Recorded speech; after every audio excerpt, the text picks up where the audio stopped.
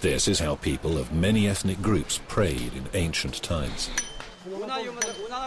Today, this is the sort of worship that can only be found in this Russian region.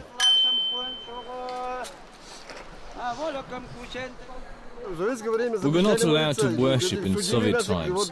People like us who did were put on trial. We hope our open-air prayers will avert floods, earthquakes and man-made disasters. Services like these are rooted in ancient history. These words were first spoken nearly 1,000 years ago, but the worshippers gathering here now are thought to be Europe's last pagans.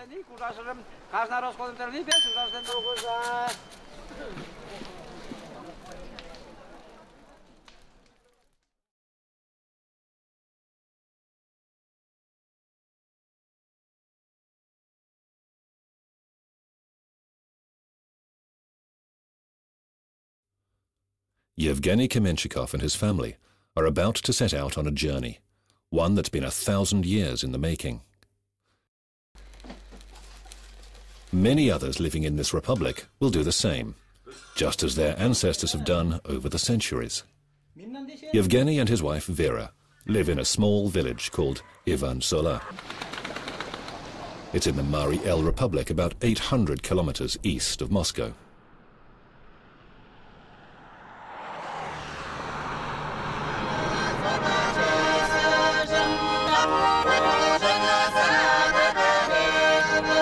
The Mari live in Russia and are of Finno-Ugric origin.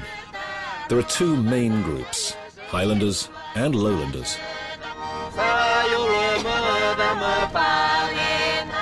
Although both believe they belong to the same ethnic group, they speak different languages and live in different regions of the republic. These people spent most of their lives behind desks in the city. Eventually, the monotony is too much, and they decide to take a trip to get away from it all. Dozens of like-minded folk find one another through an internet site. Calling themselves the roamers, they explore their land and study its history. This adventure will take the traveling local historians to the most mysterious places in the Mari El Republic. Mari historian Eric Yuzikain joins the nomads on the freeway as they leave the city. He's promised to show them the most fascinating routes on the map. Hello! Hi, haven't seen you for ages. Where did you bring this cold from? It was -1 Celsius yesterday, and now it's -18. Could you please show us our route? We go here, and then we will stop a few times. Then we have to go off the roads here. You're so extreme, coming here in such cold weather. Now we're going to try to reach the most interesting places. Our chief destination is the topmost point of Mari El, where we will look for chasms and karst caves.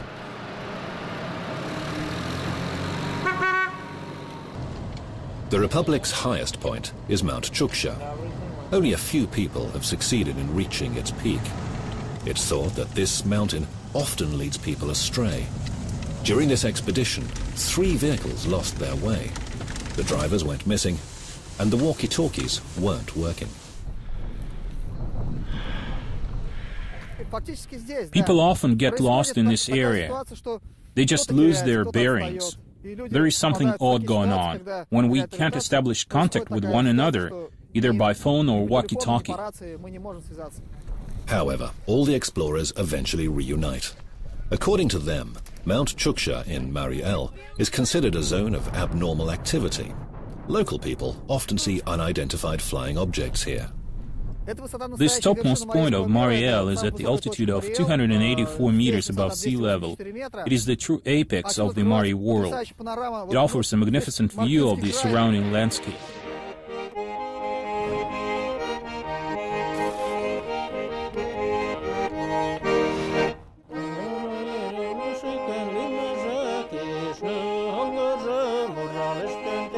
On the eve of the All-Mari prayer service, Vera and Yevgeny Kamenchikov visit Yoshkar-Ola, the capital of Mari El.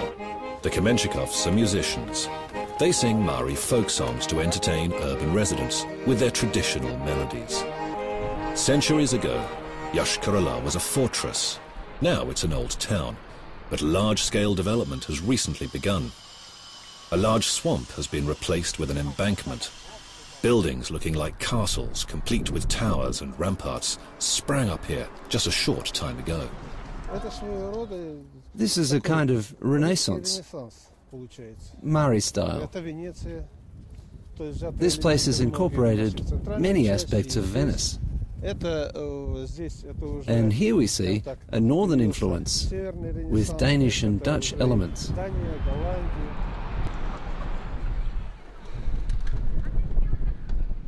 Similar buildings went up in the Marie El Republic quite a long time ago. One example is a magnificent old castle standing on the banks of the Volga, 200 kilometers from Yoshkar-Ola. It was built amidst a thick forest by Russian aristocrats of the Sheremetyev clan. The castle was built not only by Russian masters, but also by foreign ones. They too lent their style to the castle. Here you can see Baroque, Byzantine and Roman styles, as well as an old Russian style.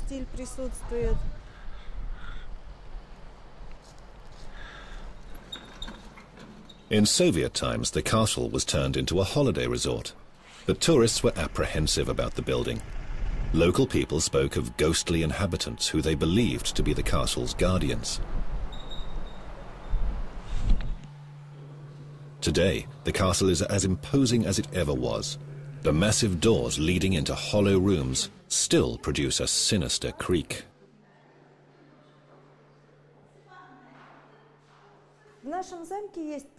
There are ghosts in our castle. We hear the doors creaking as they move from room to room. But they don't bother us. We share a common ground and get along with them quite well.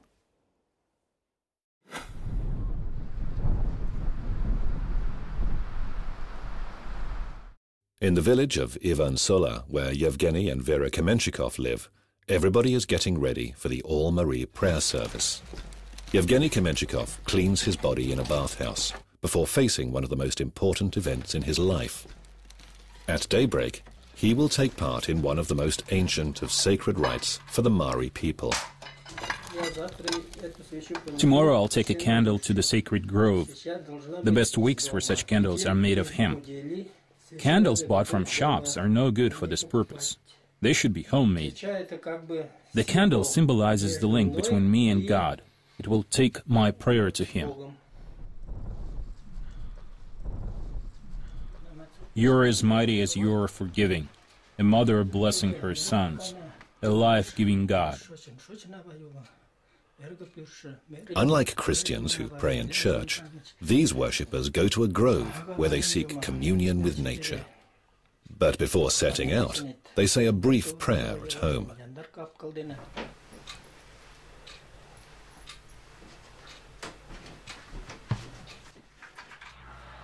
Everybody coming to the grove brings domestic waterfowl with them. They serve as food for both the gods and the people. Yevgeny Kamenchikov has decided to sacrifice the fattest goose in his household. The Mari regard geese and ducks as symbols of harmony between three basic elements. These creatures walk on earth, swim in water, and fly through the air.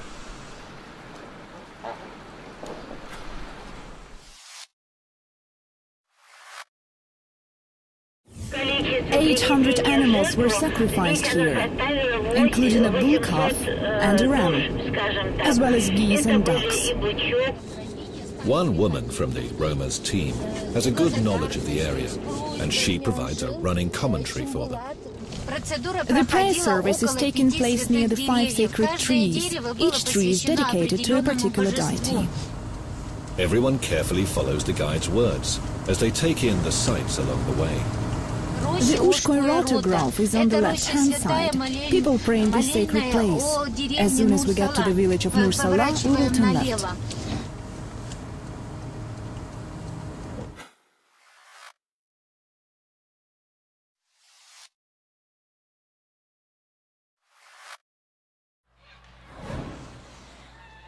The special day that the Kamenchikov couple has been looking forward to has arrived at last. Vera and Yevgeny have reached the sacred grove situated 100 kilometers from Yoshkar-Ola. They've brought waterfowl along for sacrifice. Birds have also been brought by Mari from all over the Republic, also there to offer prayers to their gods. At first, the grove resonates with goose honks. Soon after, there are only the echoes of priestly prayers. These pagan priests know how to communicate with the gods. People praying in a grove lost amidst pines and birches have strong beliefs in the forces of nature. They insist their faith is the world's oldest.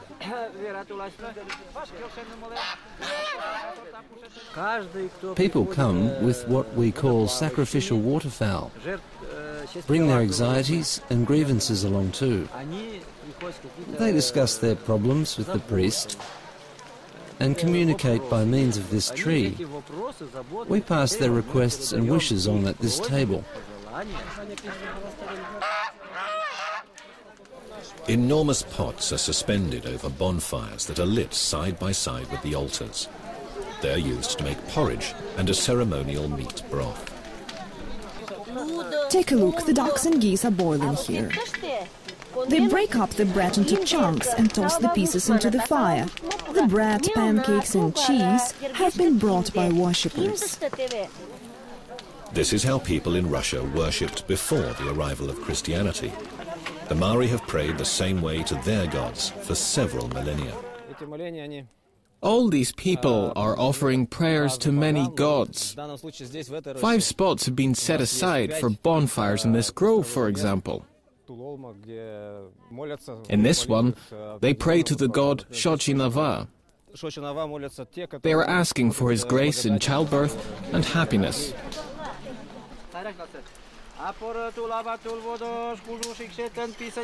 The skin, bones and organs of the birds are cremated in the bonfires.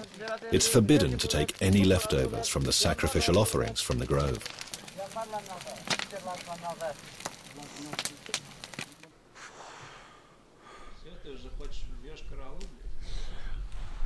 Gorno-Mariski district in the southwest of Mariel is full of historic sites and rich in legends.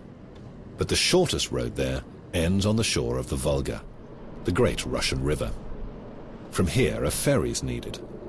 Local pigeons have even memorized the boat's schedule. There's a flock that regularly hitches a ride from one shore of the Volga to the other.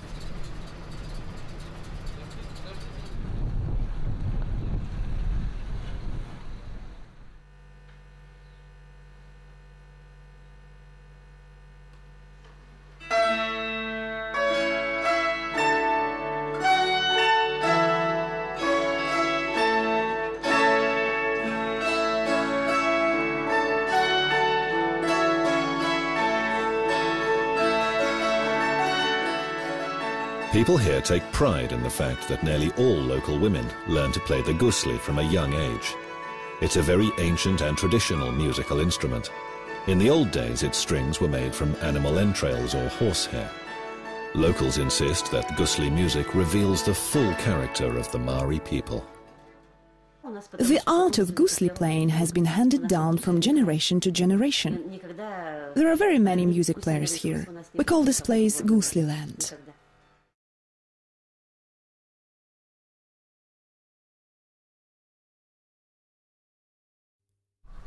Arktusheva is a well-known village in Mari El. The road that ran right through the village used to be called the Shackle Road.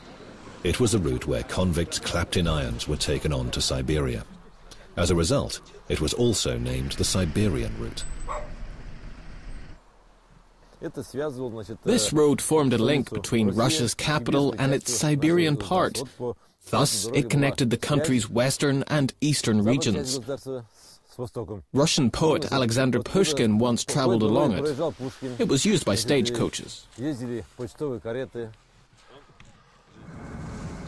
Leonid Kubyekov has been at the head of the Gorno-Marisk district for several years. During this time, he's been able to restore a dozen historical landmarks. We Mari from the western bank of the Volga are not great in number. There are only 50 or 60,000 of us in the world. That is why we seek to stick together in order to safeguard our language, culture, and of course the land where we live. The Pepkinst burial site is the only one of its kind in the Gorno-Marisk region. Cattle breeders of an Indo-Iranian tribe were buried here in the 2nd millennium BC, the time when the Egyptian pyramids were built. When excavation work was over, scientists restored the burial place to its original appearance. 28 men between the ages of 18 and 25 are buried here. There was also a woman and a man who was 45 to 50 years old when he was buried. We think he was a blacksmith. Those men had died in battle. Arrowheads have been found in some of the skeletons. The skulls of other men were fractured with an axe.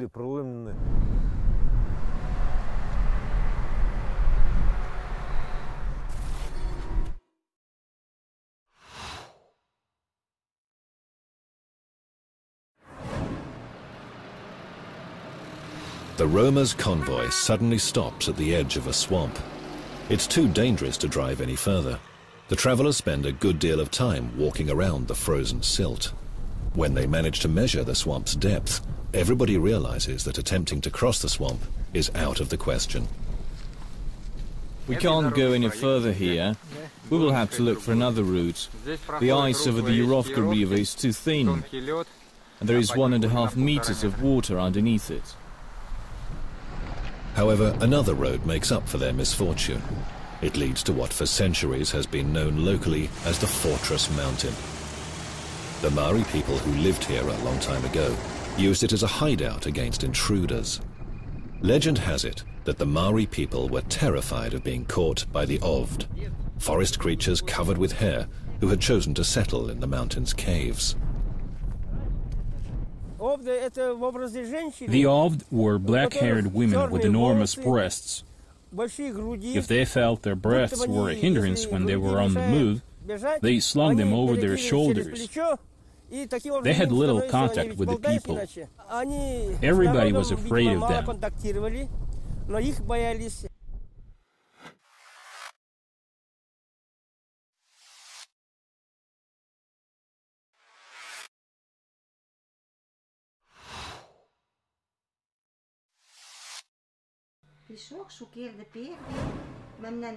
This happened a long, long time ago.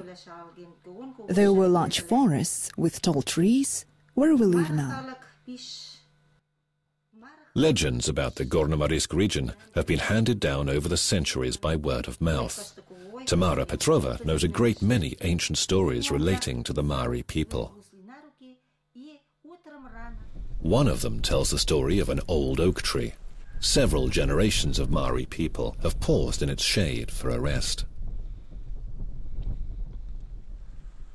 The local people regard this tree as sacred. It is around 1,000 years old. Old healers living in this village say the oak tree used to help make women fertile and restore the male libido. This giant of a tree is 7 meters thick and more than 30 meters tall. Some scientists believe the Mariel oak is Russia's oldest. A medieval Maori city is found several kilometers away from the ancient oak.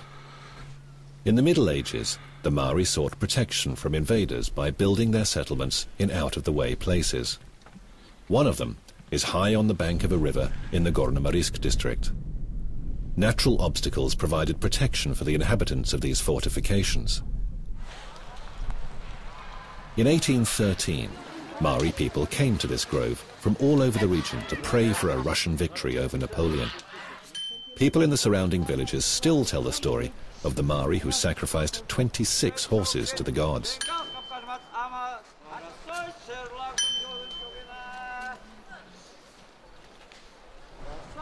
Now it's time for Yevgeny and Vera Kamenchikov to join other worshippers at the All Maria prayer in appealing to the gods.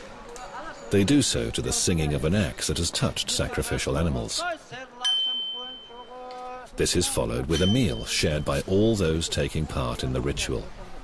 Giving out food from enormous pots serves to bring the Maori people together. According to their beliefs, all these people get closer to the gods by eating in this way. Maori people from all over have come here, even those living in Moscow and St. Petersburg, Sochi, everywhere in Russia, try to be here for this prayer service.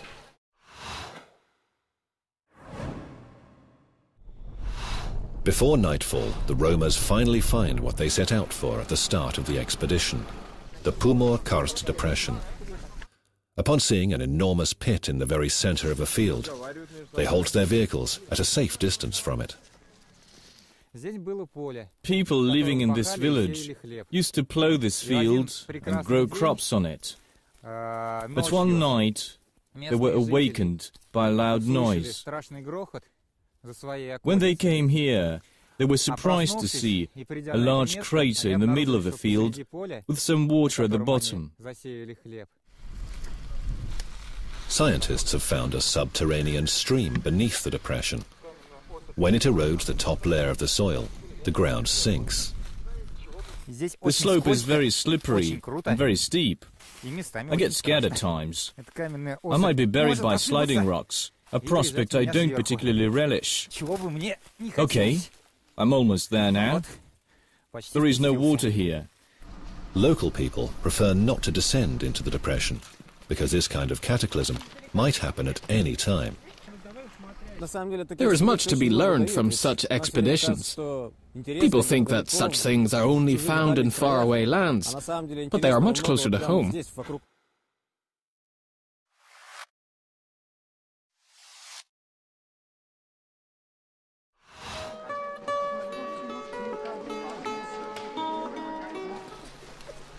Yevgeny Kamenchikov was pleasantly surprised.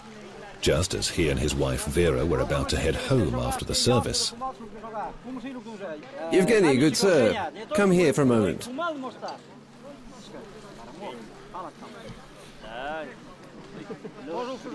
The priest's white cap was ceremonially placed upon his head as a token of great respect.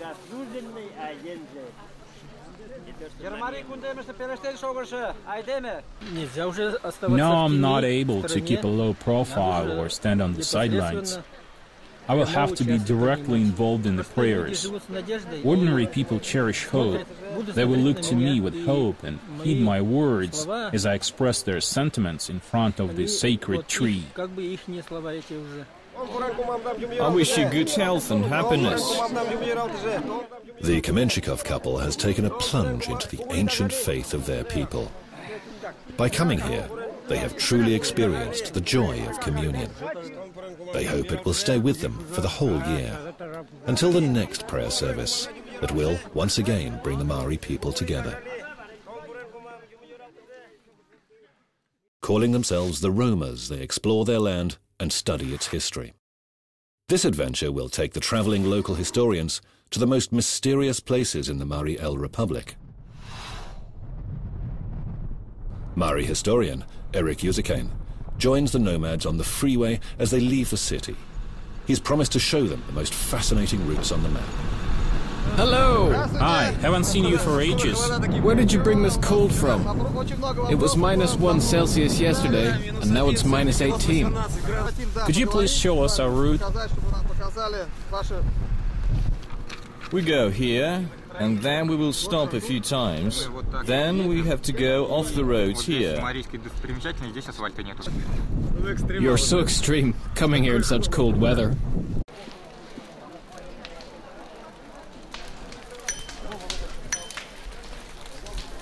This is how people of many ethnic groups prayed in ancient times.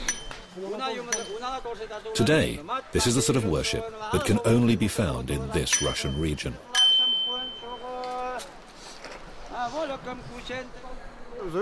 We were not allowed to worship in Soviet times. People like us who did were put on trial. We hope our open-air prayers will avert floods, earthquakes, and man-made disasters. Services like these are rooted in ancient history. These words were first spoken nearly 1,000 years ago, but the worshippers gathering here now are of Moscow.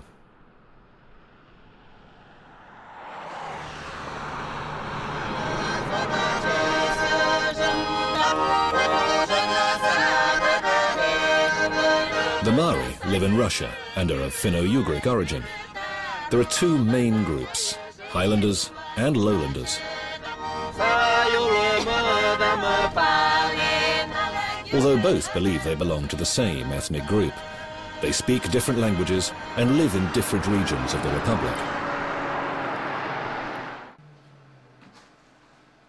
These people spent most of their lives behind desks in the city. Eventually, the monotony is too much, and they decide to take a trip to get away from it all. Dozens of like-minded folk find one another through an internet site.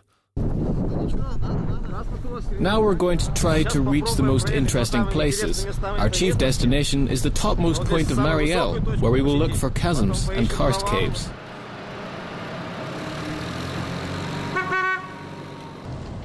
The Republic's highest point is Mount Chuksha. Only a few people have succeeded in reaching its peak. It's thought that this mountain often leads people astray. During this expedition, 3 vehicles lost their way. The drivers went missing, and the walkie-talkies weren't working. People often get lost in this area. They just lose their bearings. There is something odd going on when we can't establish contact with one another, either by phone or walkie-talkie. Thought to be Europe's last pagans.